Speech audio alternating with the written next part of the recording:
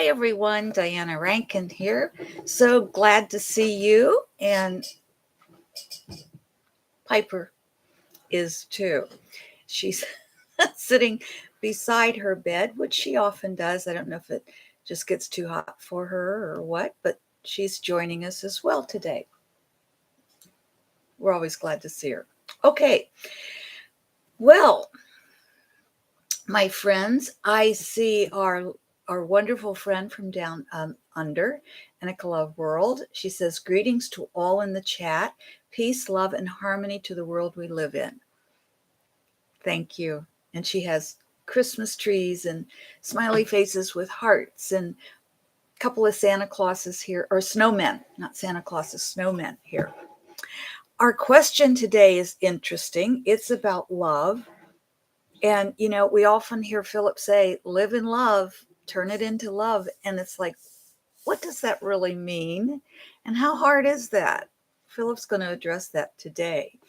We will also get a message from one of my books. It's the Master's Book of Answers by Phillip. And yes, all my books are available on Amazon. But as many of you know, we just open to any page because each page is a different wisdom.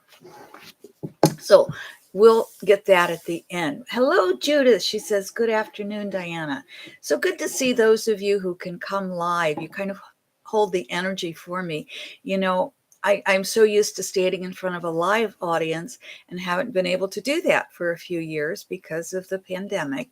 So this is as close as we get. And the upside of this is if you don't happen to be near where I'm speaking, we get together here. So this is great. Thank you. Okay, excuse me. I just had lunch and I'm still tasting broccoli and I swallowed wrong. So kind of caught my voice there. So here are the questions for today. Why can't we live in love all the time? Why is it so hard?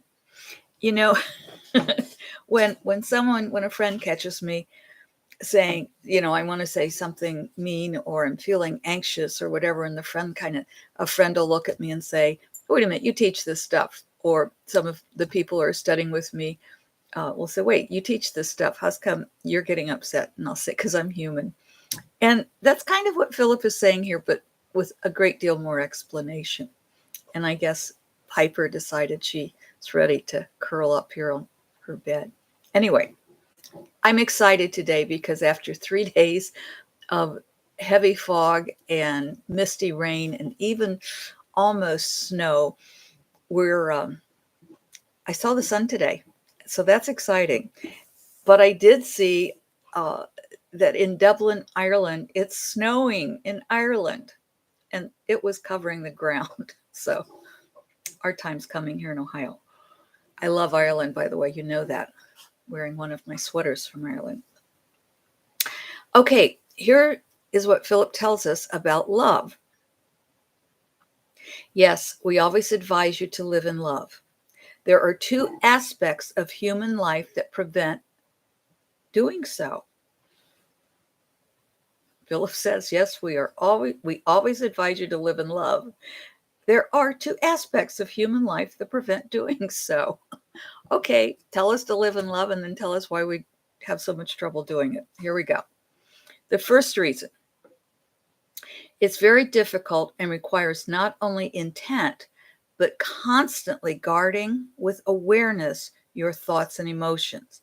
Then you must choose to change those not aligned with love. And then the second reason, most don't understand love.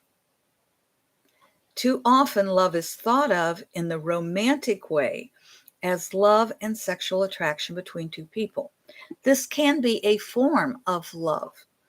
And Phillip distinguishes, and I think you can hear the distinction between love with the lower L and love with a capital L.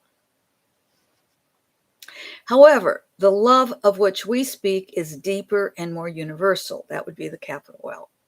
It goes beyond oneself. This is not to say humans never experience love, this deep, universal love of which we speak. They do, and some quite often. It is the living in that love day to day, moment by moment, that is so difficult. It is. Living in this love, this universal love of which we speak, is usually only experienced by older, wiser souls. These are the ones who have suffered in many incarnations, so have empathy for those who are suffering in this lifetime. Life is meant to have the experiences, but to not get lost in them. It is human to know fear, anger, pain, and suffering. It is not that the wise ones do not feel these emotions. It is that they do not get lost and stay in the emotion. Did not Jesus get angry at the moneylenders? Do you not think His Holiness the Dalai Lama suffered when his country was overtaken by another? Do you not think Saharta's heart hurt when he left his family and home because he was called to a higher purpose? We name only a few teachers, but there are many. There are those who go hungry to feed others, and those who stand quietly in love, and their silent voices shout across the land and around the globe. There are those who have reason to fear in the human world, but put fear aside and help another. There are those who have been shunned, hurt, humiliated by others, but choose to forgive and exchange pain for love. There are those who choose to watch the sun rise or set, or watch the leaves rustle in the wind, rather than dwell on the earth's ills. There are those who wish to giggle with the babe rather than dwell on the pain of birth. There are those who face illness with a deepening of their lives and death with a smile. Love is not the absence of emotion, but the exchange of emotion. Love is finding the deeper meaning in the emotion. Love is not living with that which doesn't work in your life, but learning what does work and adjusting accordingly. Love is letting go of what you think is right and finding that which is right. Love may not require words. Love requires your presence for yourself first and then for others. Loving yourself begins with smiling at yourself every time you catch yourself in unloving behavior or thought. Smiling will bring you into greater awareness and allow you then to move into love. And again, we're talking the love with the capital L. This then allows you to forgive yourself for unloving behavior and move into deeper love for self. As you move into deeper love for self, you then are able to love others. I think that last sentence is really, really important. As you move into deeper love for self, you then are able to love others. We've heard it before. Before you can truly love another, you have to love yourself. And that means we have to forgive ourselves. If I say I wear my mask mainly for health reasons because of the pandemic. But sometimes I say I wear it so I can stick my tongue out at somebody and go, and they don't even know it. And if I do that, if I stick my tongue out at somebody, I will start laughing. And so I think in part that's why I do it, because I'm getting angry with somebody or feeling discord for somebody. And so instead of staying in that emotion, I'll behind my mask so nobody knows it, stick my tongue out at them, and that'll make me start laughing. And that's really what Phillip is saying here.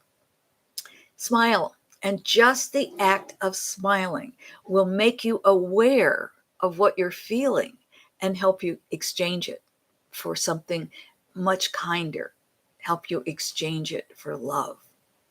So I'm going to, Phillip gave us so many examples, and those are not all the examples of loving.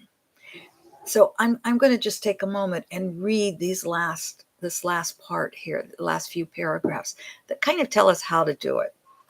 Love is not the absence of emotion, but the exchange of emotion. Love is finding the deeper meaning in the emotion. Love is not living with that which doesn't work in your life, but learning what does work and adjusting accordingly.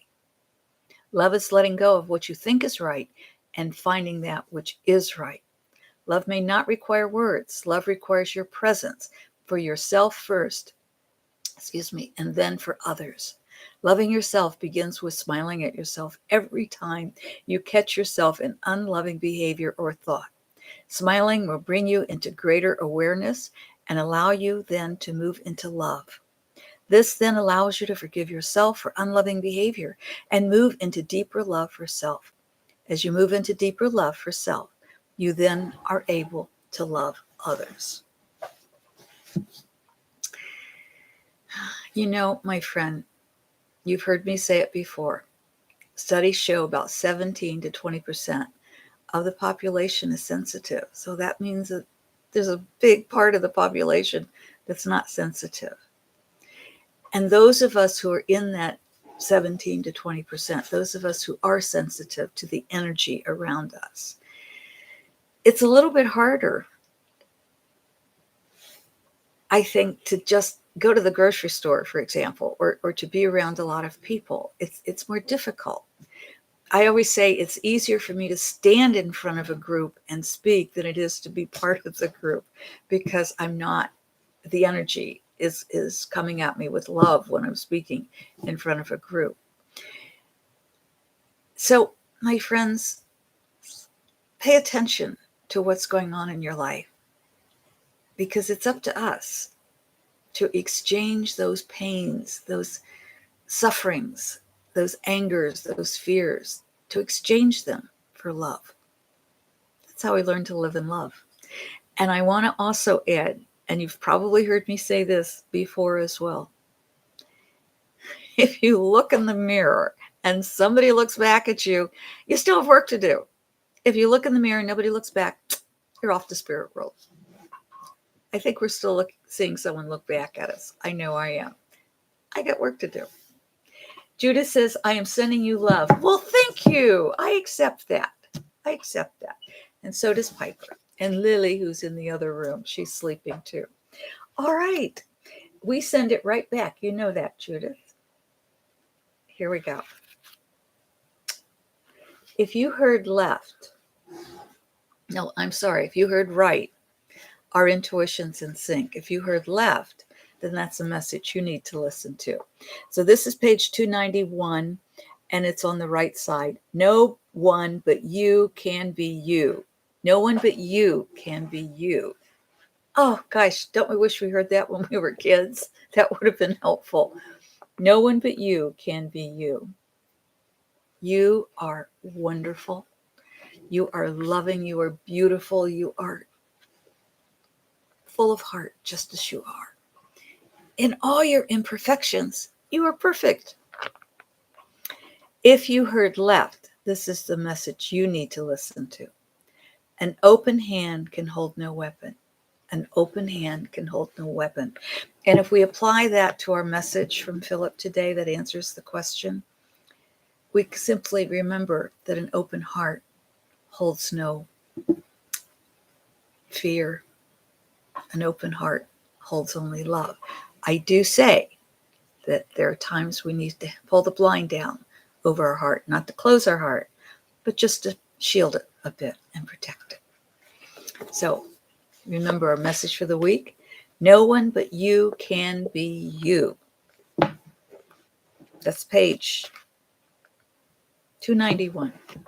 Thank you, everyone, for being with me today. Judith says, thank you. I thank you. I thank you for the love you send to us, and I thank you for the love you receive from us. Until we meet again, my friends.